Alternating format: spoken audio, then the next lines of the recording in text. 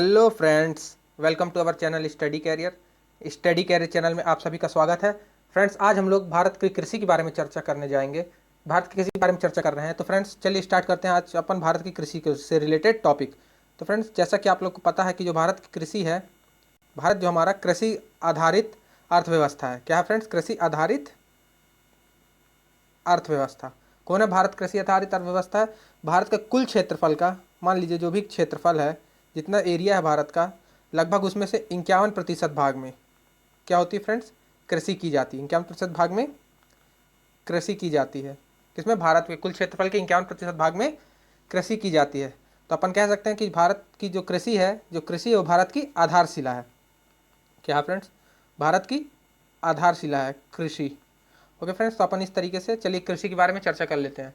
तो फ्रेंड्स, अपन स्टार्ट करते हैं कृषि के बारे में। ओके, तो देखिए फ्रेंड्स, कृषि के बारे में चर्चा कर लें तो जो हमारा national bureau of soil survey है, क्या फ्रेंड्स?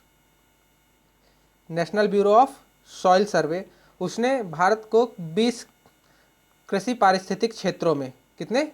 20 एग्रो इकोलॉजिकल एरियाज में, 20 एग्रो इकोलॉजिकल एरियाज में और 60 कृषि पारिस्थितिकी उप क्षेत्र में, एग्रो इकोलॉजिकल सब रीजन्स में विभाजित किया है। किसने friends? National bureau of soil survey ने। किसने? National bureau of soil survey ने भारत को 20 कृषि पारिस्थितिकी क्षेत्र और 60 कृषि पारिस्थितिकी उप क्षेत्रों में विभाजित किया है। इसका आधार क्या है फ्रेंड्स? मिट्टी, जलवायु और उसमें जो भी भौगोलिक परिस्थिति है, प्राकृतिक भौगोलिक परिस्थिति है, उसके आधार पे इसे विभाजित किया गया है। ओके फ्रेंड्स, चलिए फ्रेंड्स, सबसे पहले अपन बात कर लेते हैं नेट सोन एरियाज की। क्या फ्रेंड्स? नेट सोन एरिया, कुल बुआई का क्षेत्र। ओके फ्रेंड्स, तो देखिए नेट सोन एरिया किसे कहा जाता है फ्रेंड्स? ऐसे क्षेत्र जिसमें फसल बोई जाती है और काटी जाती है। फसल क्या की जाती है? बोई जाती है और काटी जाती है। उसे कहते हैं अपन नेट सोन एरिया, मतलब कुल बुआई का क्षेत्र। तो फ्रेंड्स, ऐसे कौन कौन से एरिया हैं जो नेट सोन एरिया में नहीं आते? ऐसे कौन कौन सी भूमि है जो नेट सोन एरिया में, मतलब कुल बुआई के क्षेत्र में नहीं आती है? तो ऐसी जमीन जो नेट सोन एरिया में नहीं आती है उसमें से नंबर 1 है बंजर भूमि। क्या फ्रेंड्स? बंजर भूमि, जिसे अपन बैरन लैंड भी कहते हैं या वेस्ट लैंड भी कहते हैं। वेस्ट लैंड जो कोई काम की नहीं है फ्रेंड्स, ये नेट सोन एरिया में नहीं आती। दूसरी अपन बात कर लें ऐसी भूमि जिसका उपयोग किस लिए किया गया है? जिसका उपयोग किया गया है गैर एग्रीकल्चरल यूजेस के लिए, जिसको उपयोग किया गया है गैर कृषि कामों के लिए, जिसका उपयोग किया जाता है, उसमें उस भूमि को भी अपन एग्रीकल्चर मतलब नेट सोन एरिया में नहीं गिनते हैं। ऐसी भूमि कौन कौन सी है? जैसे रोड, जिस भूमि में रोड बनी है, रोड, या फिर आप कह सकते हैं अवसंरचना, इंफ्रास्ट्रक्चर, जिसमें इंफ्रास्ट्रक्चर है, मानव की बस्तियां बन गई हैं, ह्यूमन सेटलमेंट है, जहां घर बन गए हैं, उस जमीन में खेती नहीं हो सकती, तो ये भी नेट सोन एरियाज में नहीं आता। तीसरी बात करें अपन फ्रेंड्स,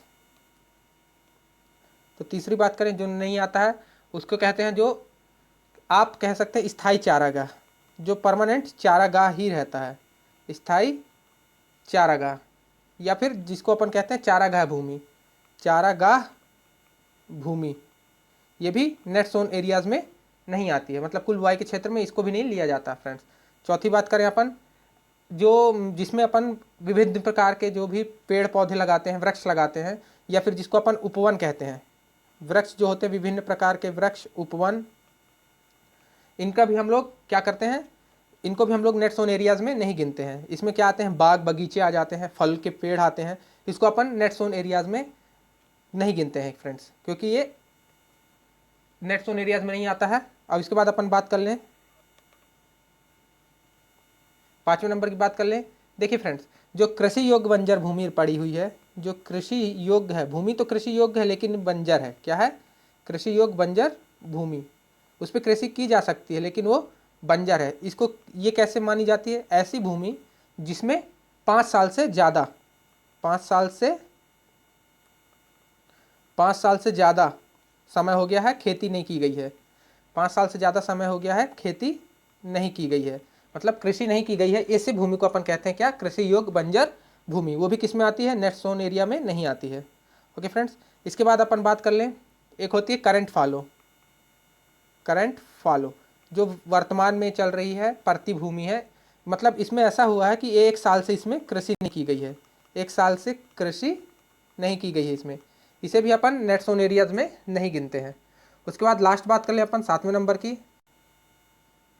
की ऐसी भूमि जिसे अपन कहते हैं करंट फॉलो के अलावा जो भूमि है, मतलब जिसमें 1 से लेके 5 साल तक के बीच में खेती नहीं की गई है, 1 से लेके 5 साल के बीच खेती नहीं की गई है, मतलब 1 साल से कम में खेती की गई है, 1 साल से कम हो गया खेती नहीं की गई है, तो वो तो हो गई करंट फॉलो।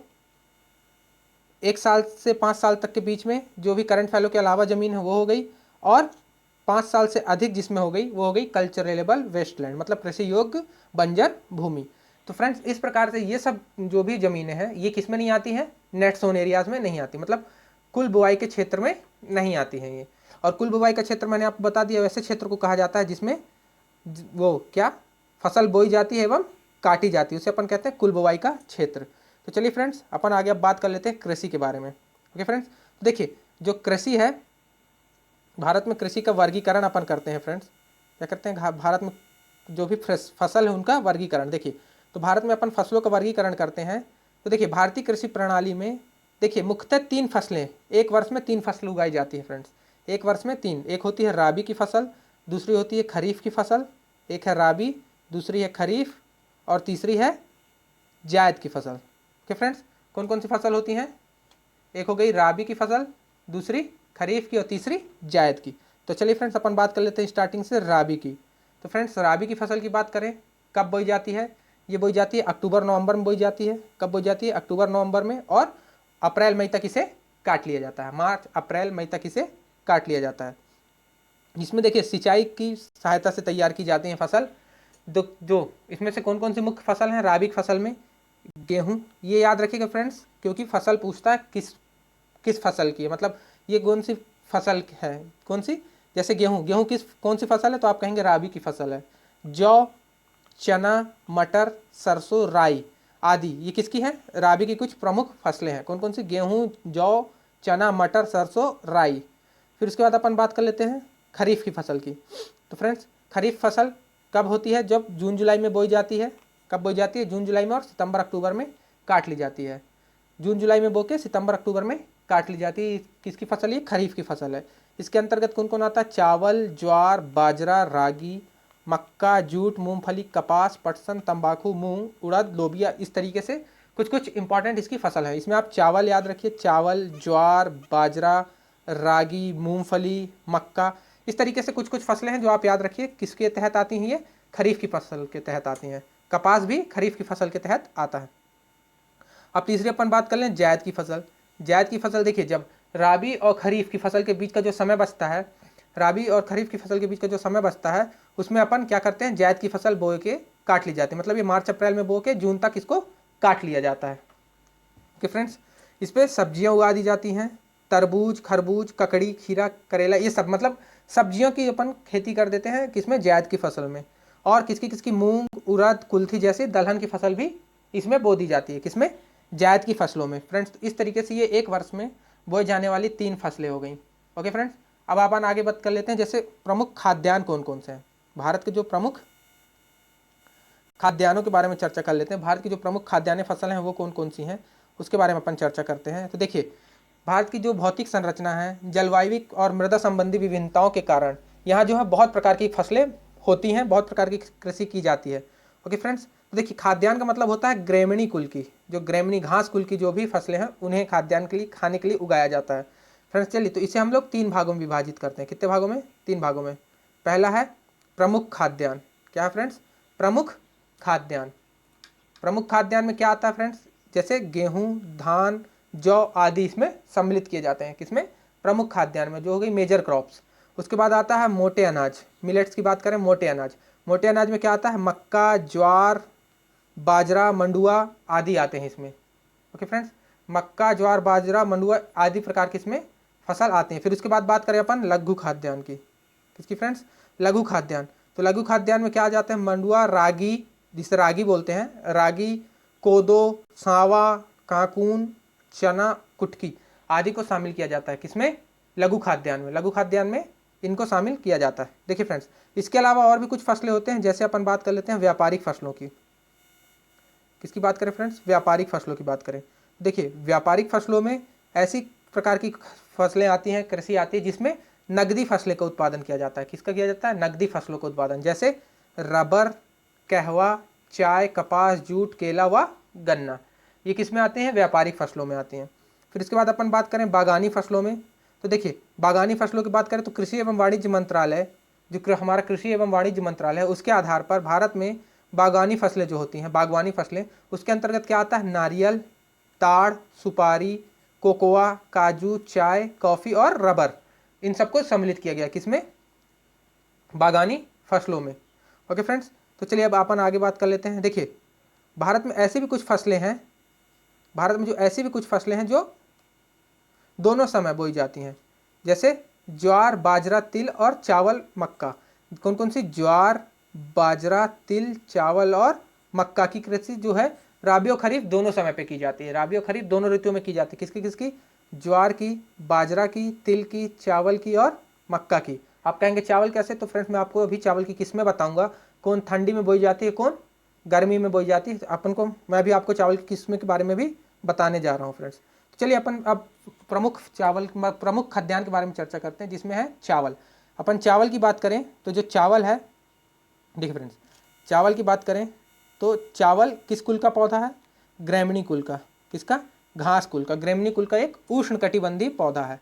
क्या है? उष्णकटिबंधीय फसल है, जो भारत में किसमें? मानसूनी जलवायु में अच्छी होती है। मानसूनी जलवायु में इसकी अच्छी खेती होती है। हमारे यहाँ की प्रमुख खाद्यान्न भी है चावल, इस बात को याद रखिएगा, जो चावल है हमारे यहाँ की प्रमुख खाद्यान्न भी है। देखिए जो कृष्णा गोदावरी का डेल्टा वाला क्षेत्र है, कौन सा फ्रेंड्स? कृष्णा गोदावरी का जो डेल्टा वाला इलाका है, उसे अपन चावल के कटोरे के नाम से जानते हैं। क्या जानते हैं? चावल के कटोरे के नाम से या धान के कटोरे के नाम से जानते हैं। देखिए फ्रेंड्स, अब चावल के लिए जो भौगोलिक दशाएं हैं, आवश्यक भौगोलिक दशाएं, वो कौन कौन सी हैं उसके बारे में चर्चा कर लेते हैं। देखिए तो उसके लिए चिकनी उपजाऊ मिट्टी होनी चाहिए, चिकनी मिट्टी होनी चाहिए, गर्म जलवायु होनी चाहिए, 75 से 200 सेंटीमीटर तक की क्या होनी चाहिए? वर्षा होनी चाहिए। तो देखिए अब शुरू में कितना तापमान होना चाहिए? शुरू में देखिए प्रारंभ में तापमान होना चाहिए लगभग 20 डिग्री सेल्सियस, 20 डिग्री सेल्सियस, उसके बाद लगभग 27 डिग्री। तो आप कह सकते हैं 20 से 27 डिग्री लगभग तापमान होना चाहिए। देखिए अब अपन बात कर लेते हैं चावल की कुछ प्रमुख फसलों की। देखिए चावल की कुछ प्रमुख फसलों की बात करें, देखिए तो चावल की 3 फसलें हैं। एक अमन, देखिए फ्रेंड्स ये शीतकालीन फसल है। अमन क्या है? शीतकालीन, इसको ठंड में बोई जाती है। फिर ओस, ओस ये शरदकालीन है। क्या है फ्रेंड्स? शरदकालीन। और बोरो क्या है? ग्रीष्मकालीन। क्या क्या? अमन शीतकालीन, ओस शरदकालीन और बोरो ग्रीष्मकालीन फसल है। ये कहाँ की?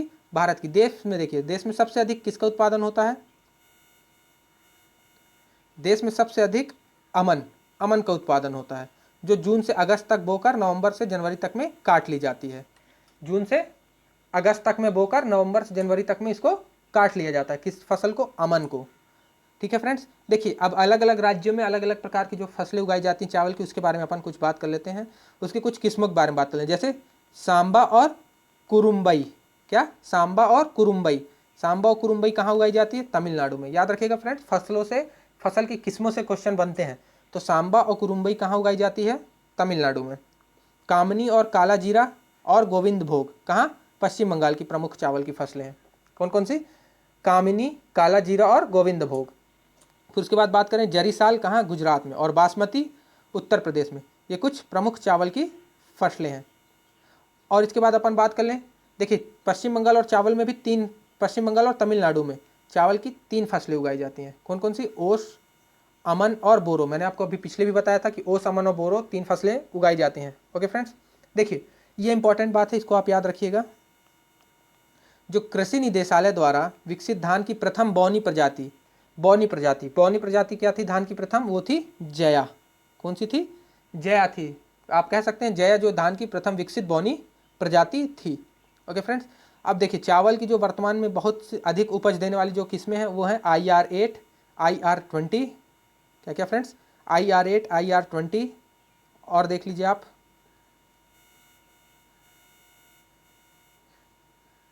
साकेत, सरजू, महसूरी, गोविंद, पूसा, गौरी, श्वेत, चिंगम, धनु एक्सेट्रा एक्सेट्रा। देखिए फ्रेंड्स, ये जो है चावल की बहुत ज़्यादा क्या है, उपज देने वाली किस्में हैं। तो फ्रेंड्स इसमें पूरा नाम लिखा, आप लोग देख लीजिएगा, जैसे साबरमती, रत्ना, कावेरी, पद्मा, अन्नपूर्णा, ये डिफरेंट प्रकार की क्या है, चावल की फसलें हैं। ओके फ्रेंड्स, अब अपन आगे बात करें। देखिए वैज्ञानिकों ने क्या किया है, जीन परिवर्तन करके, चावल की जीन परिवर्तन करके जो चावल में विटामिन ए की कमी होती थी उसको दूर करने के लिए, क्या करने के लिए, दूर करने के लिए एक चावल का विकास किया है, जिसे अपन कहते हैं क्या, गोल्डन राइस। क्या कहते हैं अपन, गोल्डन राइस कहते हैं। क्या कहते हैं उसे, गोल्डन राइस। विटामिन ए की कमी को दूर करने के लिए बनाई गई है गोल्डन राइस, जीन एडिटिंग द्वारा, जीन परिवर्तन द्वारा क्या करके गोल्डन राइस बनाई गई है, जिसमें क्या मिलता है, बीटा कैरोटीन। याद रखिएगा, ये क्वेश्चन बनता है कि बीटा कैरोटीन किस चावल की किस प्रजाति में पाया जाता है, तो आप कहेंगे गोल्डन राइस में। किस में पाया जाता है, गोल्डन राइस में क्या पाया जाता है, बीटा कैरोटीन पाया जाता है। ओके फ्रेंड्स, तो इस तरीके से अपन बात कर लेते हैं, ये हो गई चावल की, क्या फ्रेंड्स, चावल की कुछ किस्में की हो गई। अब अपन बात करते हैं गेहूं की। किसकी बात करते हैं फ्रेंड्स, अपन अब गेहूं की बात करते हैं। तो देखिए फ्रेंड्स, गेहूं की अपन बात कर लें। देखिए गेहूं के लिए क्या आवश्यक भौगोलिक दशाएं हैं। देखिए उपजाऊ मिट्टी होनी चाहिए, क्या होनी चाहिए, उपजाऊ मिट्टी होनी चाहिए। 50 से 75 सेंटीमीटर तक वर्षा होनी चाहिए। क्या होनी चाहिए, 50 से 75 सेंटीमीटर तक वर्षा होनी चाहिए। और शुरू में तापमान कितना होना चाहिए, 10 से 15 डिग्री सेल्सियस तक, और बाद में 20 से 25। तो आप कह सकते हैं 10 से 25 डिग्री सेल्सियस तक तापमान होना चाहिए गेहूं के लिए। कितना होना चाहिए, 10 से 25 डिग्री सेल्सियस तक।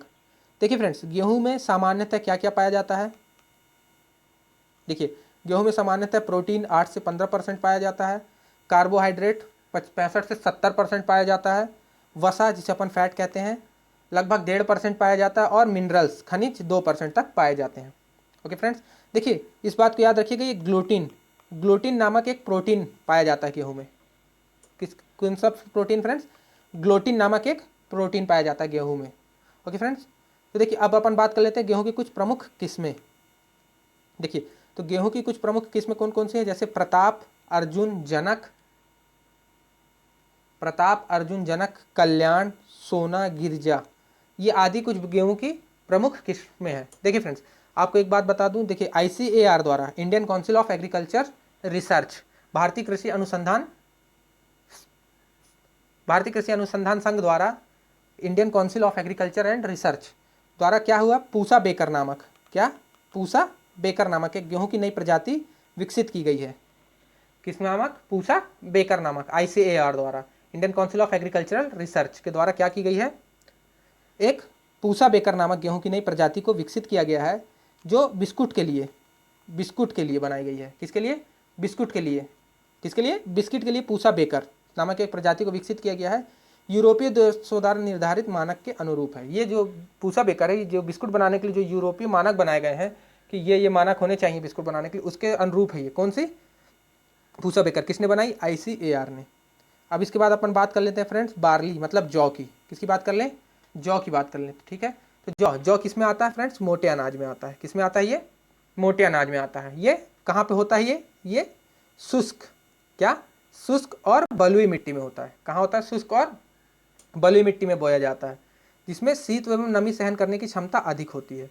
ऐसी मिट्टी में बोया जाता है जिसमें शीत और नमी सहन करने की क्षमता अधिक होती है। इसके लिए कम उपजाऊ मिट्टी की जरूरत होती है। लगभग 70 से 100 सेंटीमीटर तक वर्षा होनी चाहिए और 15 से 18 सेंटीमीटर तक तापमान होनी चाहिए। क्या होनी चाहिए, 15 से 18 सेंटीमीटर तक तापमान होना चाहिए। तो अब इसकी कुछ प्रमुख किस्में कौन कौन सी हैं, हिमानी, ज्योति, कैलाश, C164, K24, RBD1 आदि क्या है इसकी प्रमुख किस्में हैं, किसकी, जौ की। अब अपन बात कर लेते हैं ज्वार की। किसकी बात कर लेते हैं, ज्वार भी एक मोटा अनाज है, जिसकी कृषि सामान्यतः कहाँ, वर्षा वाले, जो मतलब सामान्य वर्षा वाले क्षेत्र होते हैं, उसमें बिना सिंचाई के भी हो जाती है, बिना सिंचाई के की जाती है। इसके लिए जलोढ़ मिट्टी की जरूरत होती है, उपजाऊ जलोढ़ मिट्टी की आवश्यकता होती है, और चिकनी मिट्टी इसके लिए काफ़ी उपयुक्त है ना। इसके लिए 25 से 30 डिग्री के बीच तापमान होना चाहिए। क्या होना चाहिए फ्रेंड्स, इसके बीच का तापमान क्या होना चाहिए, 25 से 30 डिग्री सेंटीग्रेड, और नॉर्मल वर्षा होनी चाहिए। ओके फ्रेंड्स, इसकी कुछ प्रमुख किस्में हैं, CSV1, CSV7, CHS1 और CHS8 आदि इसकी क्या है, प्रमुख फसलें हैं, किस्में हैं, सॉरी, इसकी ज्वार की। अब अपन बात कर लेते हैं बाजरा की। किसकी बात कर लेते हैं? बाजरा की। ओके फ्रेंड्स, तो देखिए बाजरा की बात करें तो बाजरे की गणना भी किस में की जाती है? मोटे अनाजों में की जाती है। जो ज्वार की बात करें तो ज्वार से अधिक शुष्क दशाओं में भी पैदा हो जाता है। ज्वार से अधिक शुष्क दशाओं में भी ये पैदा हो जाता है। तो बाजरा के लिए क्या क्या आवश्यकताएं हैं, आवश्यक भौगोलिक दशाएं हैं? देखिए बलुई मिट्टी होनी चाहिए, बालू वाली मिट्टी होनी चाहिए, 50 से 75 सेंटीमीटर तक वर्षा होनी चाहिए और 25 से 30 डिग्री तक क्या होना चाहिए? तापमान होना चाहिए। 25 से 30 डिग्री तक तापमान होना चाहिए। ओके फ्रेंड्स, और इसकी जो प्रमुख किस्में हैं वो कौन कौन सी है? बावापुरी, मोती, HB3, HB4, T55 और C01। ये किसकी है? बाजरा की कुछ प्रमुख क्या है? किस्में हैं। अब अपन बात करते हैं मक्के की। किसकी बात करते हैं? मक्के। मक्का एक उभयलिंगी पौधा है फ्रेंड्स। क्या है? उभयलिंगी पौधा है। ओके फ्रेंड्स, तो जो मक्का है उसके लिए आवश्यक भौगोलिक दशाएं क्या क्या हैं? देखिए गर्मी का लंबा मौसम होना चाहिए। क्या होना चाहिए? गर्मी का लंबा मौसम होना चाहिए, आकाश साफ होना चाहिए और अच्छी वर्षा होनी चाहिए। वर्षा अच्छी होनी चाहिए, 25 डिग्री से 30 डिग्री तक का तापमान होना चाहिए और 50 से 80 सेंटीमीटर तक की वर्षा होनी चाहिए। क्या होनी चाहिए? वर्षा। और उसके साथ ये इंपॉर्टेंट चीज़ है फ्रेंड्स, नाइट्रोजन युक्त दोहरी मिट्टी होनी चाहिए। कैसी? नाइट्रोजन युक्त। नाइट्रोजन युक्त जो गहरी मिट्टी है वो होनी चाहिए, मतलब मिट्टी में नाइट्रोजन की मात्रा होनी चाहिए। देखिए फ्रेंड्स ये इंपॉर्टेंट बात है, जो अन्य फसल होती हैं उसके मुकाबले इसमें किसमें? मक्का में स्टार्च सबसे अधिक मिलता है। क्या होता है? स्टार्च सबसे अधिक पाया जाता है। कार्बोहाइड्रेट का एक रूप है स्टार्च, वो सबसे अधिक पाया जाता है। देखिए फ्रेंड्स मक्के की कुछ प्रमुख किस्में कौन कौन सी हैं? गंगा 101, विजय, जवाहर, विक्रम रतन, किसान, सोना और रणजीत। ये किसकी हैं? मक्के की कुछ प्रमुख फसलें हैं, किस्में हैं। कौन कौन सी? गंगा, विजय, जवाहर, विक्रम रतन, किसान, सोना और रंजीत। इसके बाद अपन बात कर लेते हैं तिलहन की फ्रेंड्स। किसकी बात कर लेते हैं? तिलहन, जिसे अपन ऑयल सीड्स बोलते हैं। ऑयल सीड्स की बात करें तो देखिए अनुपजाऊ मिट्टी में इसको किया जाती है खेती। क्या की जाती है इसके? इसकी खेती अनुपजाऊ मिट्टी पे की जाती है। हमारे यहाँ जो नॉर्मली अनुपजाऊ मिट्टी में इसकी खेती की जा रही है। देखिए इसकी जो फसल है ये अपन दोनों समय पे ले लेते हैं। दोनों समय पे इसकी फसल बोई जाती है, रबी और खरीफ में। ओके फ्रेंड्स, रबी और खरीफ के समय पे भी इसकी फसल बोई जाती है। और जिसमें से जो प्रमुख तिलहन क्या है हमारे यहाँ? सरसों। क्या है? सरसों प्रमुख तिलहन है। किसकी? रबी की। और मूंगफली किसकी है? खरीफ की प्रमुख फसल है तिलहन। ओके फ्रेंड्स, तो देखिए तिलहन की कुछ प्रमुख फसलें कौन कौन सी हैं? तोरिया, सरसों, अलसी, सोयाबीन, सूर्यमुखी, अरंडी, मूंगफली, बिनौला आदि। क्या है? ये कुछ इसकी प्रमुख फसलें हैं। किसकी? तिलहन की। अब अपन बात कर लेते हैं दालों की, पल्सेस की। देखिए पल्सेस की बात करें तो देखिए जो शाकाहारी भोजन जो करते हैं उनके लिए दालें बहुत ज़रूरी होती हैं, क्योंकि प्रोटीन की पूर्ति वही करती हैं। ये दालें ही, जो वेजिटेरियन लोग होते हैं, शाकाहारी लोग होते हैं, उनमें भोजन की पूर्ति करने के लिए दाल सबसे अच्छा स्रोत माना गया है। तो प्रोटीन की पूर्ति करने के लिए दाल की बहुत आवश्यकता होती है हमें। तो देखिए हमारे यहाँ तीनों फसलों में दाल बोई जाती है। किसमें किसमें? रबी में, खरीफ में और जायद, तीनों फसलों में दाल की कृषि की जाती है। ओके फ्रेंड्स, देखिए जी ये फलीदार पौधा है। क्या है ये? फलीदार पौधा है। दाल क्या है? फलीदार पौधा है। तो ये नाइट्रोजन क्या होते हैं?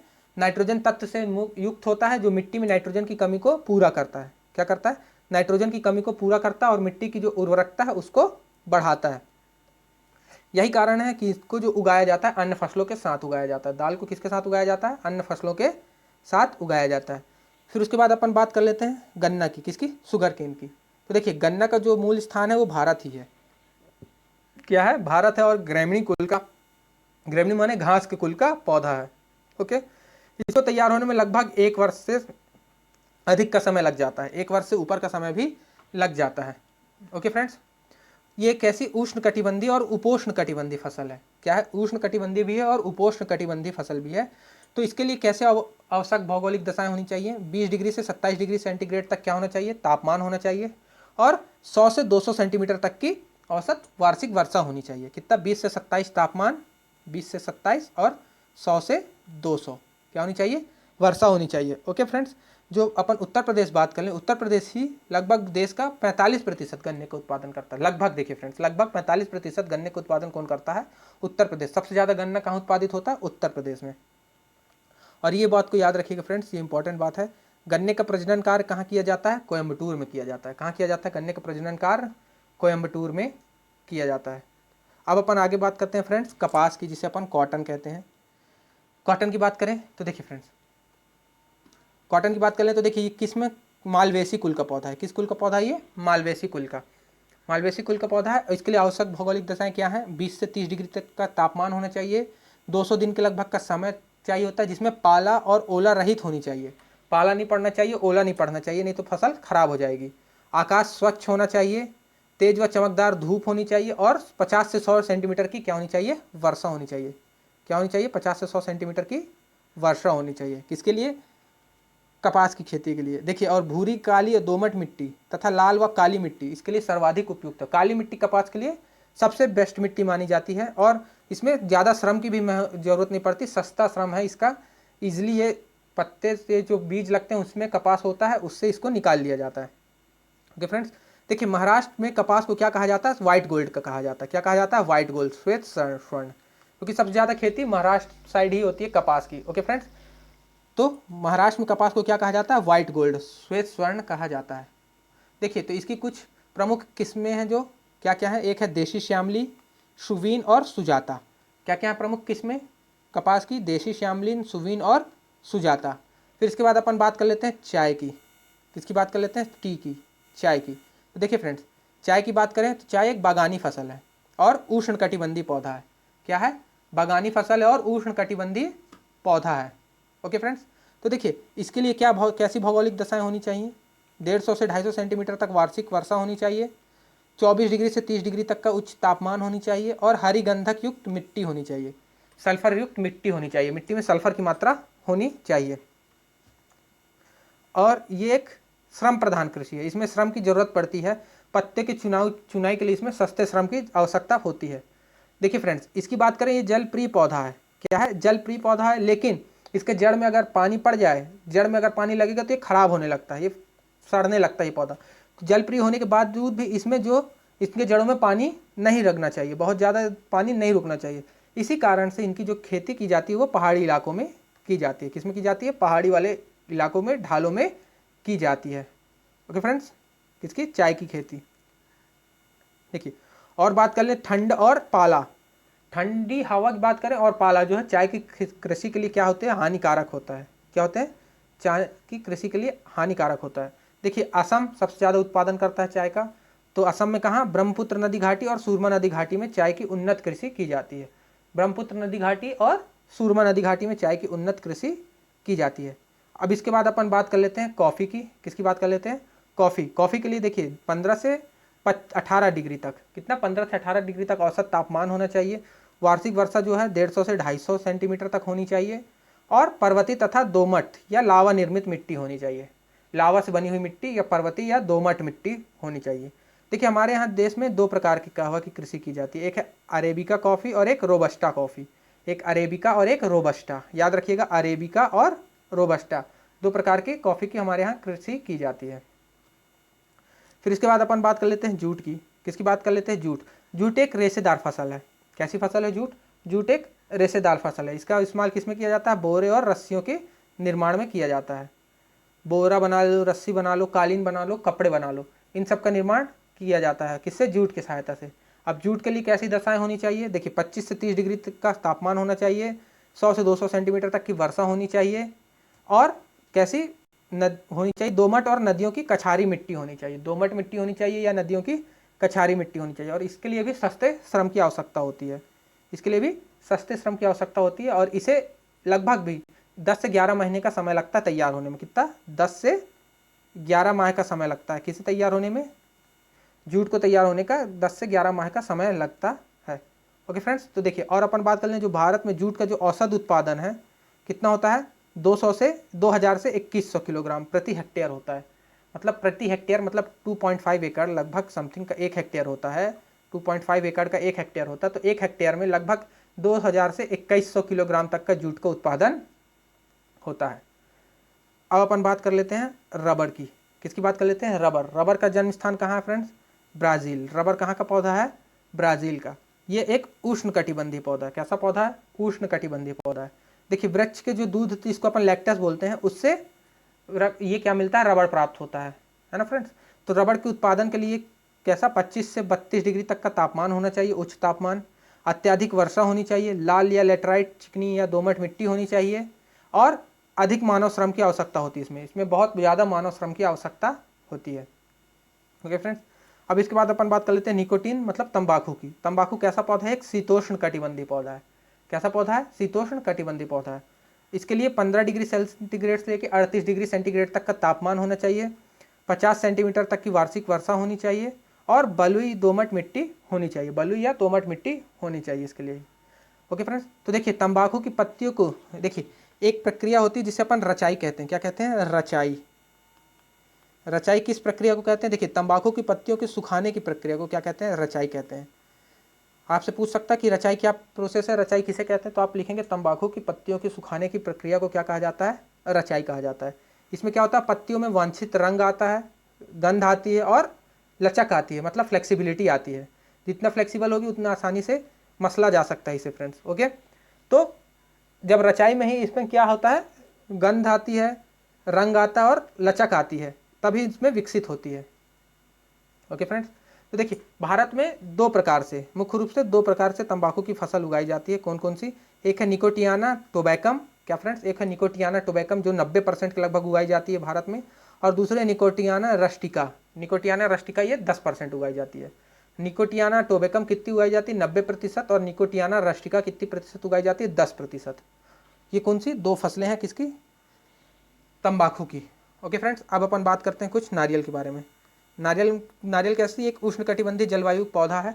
उष्णकटिबंधीय पौधा कैसा है? उष्णकटिबंधीय पौधा है। 20 से 25 डिग्री सेंटीग्रेड का तापमान होना चाहिए, 150 सेंटीमीटर से अधिक वर्षा होनी चाहिए, पाला और सूखा रहित क्षेत्र होना चाहिए।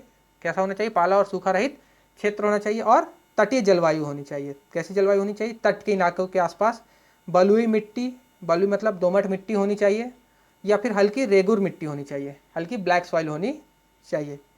ठीक फ्रेंड्स, देखिए तो इसे विभिन्न प्रकार की मिट्टियों में भी और पहाड़ी के ढालों के सहारे 800 से 1000 मीटर की ऊंचाई में उगाया जाता है। 800 से 1000 मीटर की ऊंचाई पे भी इसे उगाया जाता है फ्रेंड्स। तो अब अपन बात कर लेते हैं काली मिर्च की। किसकी बात कर लेते हैं फ्रेंड्स? काली मिर्च की।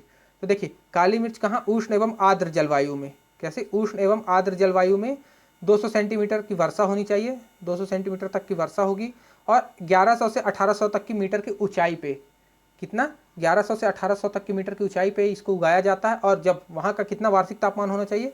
15 डिग्री सेंटीग्रेड से 30 डिग्री सेंटीग्रेड तक का वार्षिक तापमान होना चाहिए। किसके लिए? काली मिर्च के लिए। काली मिर्च के लिए इतना तापमान होनी चाहिए, ये भौगोलिक दशाएं होनी चाहिए। फिर उसके बाद अपन बात कर लेते हैं अलसी की, जिसे लिनसीड बोलते हैं। तो लिनसीड की बात करें तो 20 डिग्री लगभग तापमान होना चाहिए, 20 डिग्री सेंटीग्रेड लगभग तापमान होना चाहिए, और 75 सेंटीमीटर के लगभग वर्षा होनी चाहिए, और समुद्र तल से 800 मीटर तक की ऊंचाई होनी चाहिए फ्रेंड्स। कितनी होनी चाहिए? 800 मीटर तक की ऊंचाई होनी चाहिए। किसके लिए? अलसी के लिए, लिनसीड के लिए फ्रेंड्स। तो ये रही कुछ महत्वपूर्ण फसलें जो किस दशाएं में, किस भौगोलिक दशाएं में होती हैं, कितना तापमान होना चाहिए, ये आप याद रखिएगा, क्योंकि हमेशा यही पूछता है फ्रेंड्स कि कितने सेंटीग्रेड तापमान होना चाहिए, कितनी वर्षा होनी चाहिए, ये आपका पूछता है। तो देखिए फ्रेंड्स मैप के थ्रू देखिए आप, देखिए एक नंबर पे क्या है? एक नंबर पे है धान, जूट और चाय। तो किस इलाके पे होती है? ये देखिए फ्रेंड्स, ये इलाका है आपका, यहाँ से यहाँ तक का ये पूरा इलाका है, ये मतलब ये वाला इलाका। यहाँ पे क्या होता है? धान, जूट और चाय होती है। क्या होती है? धान, जूट और चाय। 2 नंबर में बात करें गेहूँ, चना, गन्ना, कहाँ पे होगा? इस जगह पे, यूपी, महाराष्ट्र, एमपी का थोड़ा इलाका, गेहूँ, चना और गन्ना। इधर हरियाणा, पंजाब में क्या? गेहूँ, चना और गन्ना। तीसरी बात करें अपन, तीसरे नंबर में क्या है? मोटे अनाज। क्या है फ्रेंड्स? मोटे अनाज तो आपको पता है राजस्थान के साइड ही होंगे, जहाँ पे क्या है? थोड़ा शुष्क मौसम है, तो मोटे अनाज कहाँ होंगे? राजस्थान साइड, ये राजस्थान गुजरात के इलाके में मोटे अनाज। फिर कपास और तिलहन, ये आपको पता है ब्लैक सॉइल में होता है, तो कपास तो ये महाराष्ट्र और गुजरात वाला इलाका है, जिसे अपन दक्कन वाला इलाका कहेंगे, वो वहाँ पे क्या होगा? कपास और तिलहन होगा। ओके फ्रेंड्स, और मोटे अनाज और तिलहन कहाँ कहाँ होते हैं? केवल मोटे अनाज के साथ साथ तिलहन, ये इस जगह पे उड़ीसा बोल रहे हैं, तेलंगाना, आंध्र प्रदेश के लगभग, और आप कह सकते हैं कर्नाटक वाले भागों में ज़्यादा होता है। और फल कहाँ होता है? तो फ्रेंड्स फल आपको पता है ठंडे इलाकों में होता है। हमारे यहाँ देखिए, यहाँ कश्मीर और हिमाचल प्रदेश की जगह पे और उत्तराखंड के कुछ इलाकों में क्या होता है? फल होते हैं। तो इस प्रकार से फ्रेंड्स ये था क्या हमारा जो कृषि क्षेत्र, कहाँ कहाँ किस प्रकार की कृषि की जाती है। तो फ्रेंड्स हमारा ये लेक्चर यहीं समाप्त होता है। तो फ्रेंड्स अगर आपको ये लेक्चर पसंद आया हो तो इस लेक्चर को लाइक करें, इस वीडियो को अधिक से अधिक लोगों तक शेयर करें, और हमारे चैनल को अधिक से अधिक लोगों तक सब्सक्राइब करवाएं और करें फ्रेंड्स। और इस वीडियो की PDF पाने के लिए हमारे टेलीग्राम चैनल स्टडी कैरियर को ज्वाइन कर लें। Thank you friends.